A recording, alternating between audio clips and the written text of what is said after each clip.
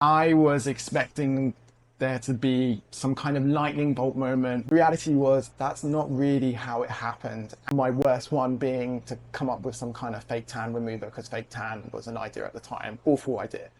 Thank God I didn't go with that. So how do you come up with a business idea, and how do you know what is a good business idea? For the last 10 plus years, I have been running my own several businesses. My main one is my plant-based ice cream store here in Santa Monica. And I built all my businesses around frustrations. I think a lot of people think that the only way to come up with an idea, and that idea has to be the magical thing, but often ideas aren't really the right inspiration for a business. Frustrations are. You always hear this thing, especially in places like Shark Tank, what's the problem, what's the solution? And you need to be focusing on what the problem is and how you can solve it. So for example, my plant-based ice cream store, Big Love, we make plant-based ice cream that has simple ingredients and you can feel great about eating. Why? Well, because it was built out of one of my own frustrations.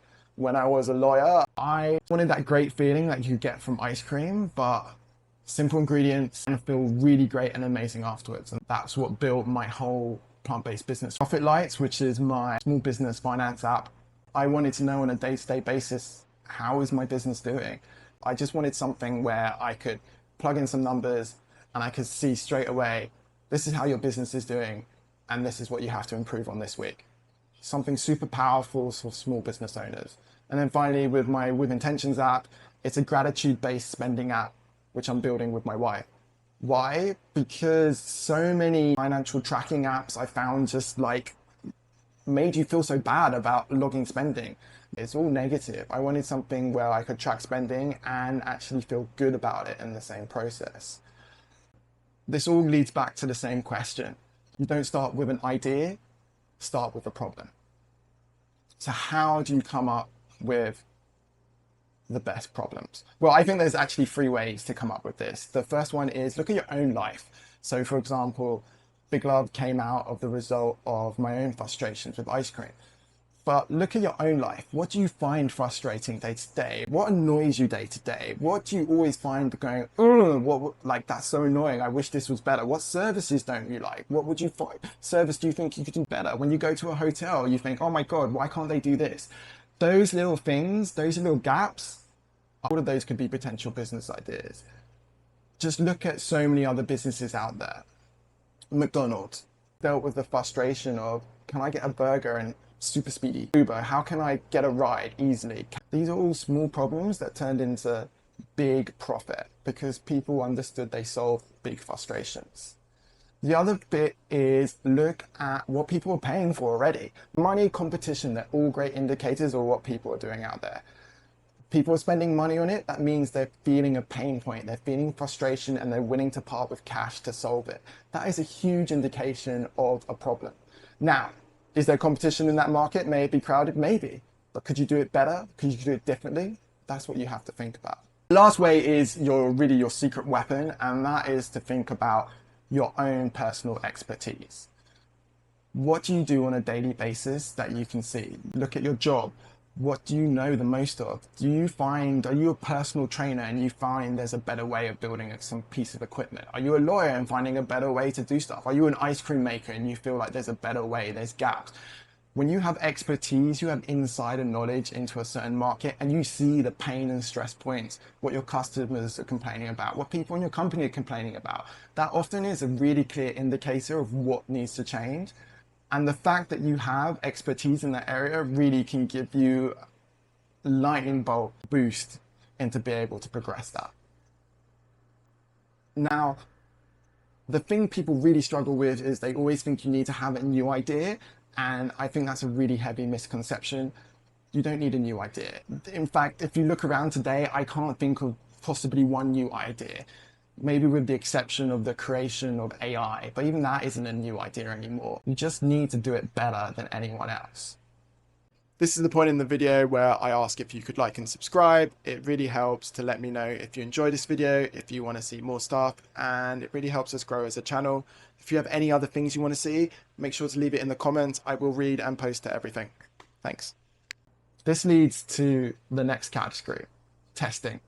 Test, test, test, test. Testing is so important. You don't want to waste your time coming up with this great idea, dealing with this frustration pain point, only to then be left spending months or years and it goes nowhere. You want to test fast and you want to test quick. So I'll use me as an example.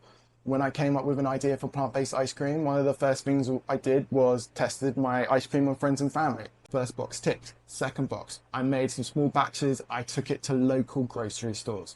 Literally local grocery stores. I got managers in grocery stores in London to taste my ice cream. What do you think? Would you buy this? I was validating my market. And you know what? I started to realize this is something that we could scale up.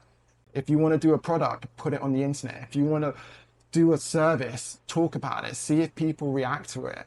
You want to test and find out as quickly as possible, is this worth your time doing? The last point I want to talk about is competition. So a lot of people think competition is bad, and I don't think that's the case. I think competition is really good, and actually it's a really strong signal that what you want to do, there is a pain point, there is a frustration. It's already been proved that someone else is doing it. Where competition gets hard is you have to work out how you're going to compete in that market, how you're going to differentiate, how you're going to do it better. And often the case it is just doing stuff cheaper, better than anyone else. It could be better customer service. It could be as simple as just being the best customer service in that area.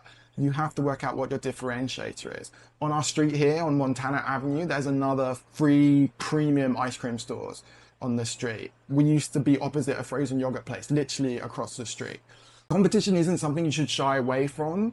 It's something you should lean into, but you should focus on differentiating. How can you make yourself stronger? It's not about the big idea, it is about the frustration point. Being an entrepreneur is about improving people's lives, making people's days better. If you're starting a business and you're struggling to look for an idea, focus on your daily life. What do you have expertise in? And what are people paying for? Look for the pain points. One thing you hear a lot in business is follow your passion.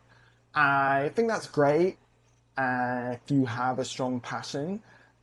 But where I disagree with that is that you don't need to have a sexy business to feel like an entrepreneur.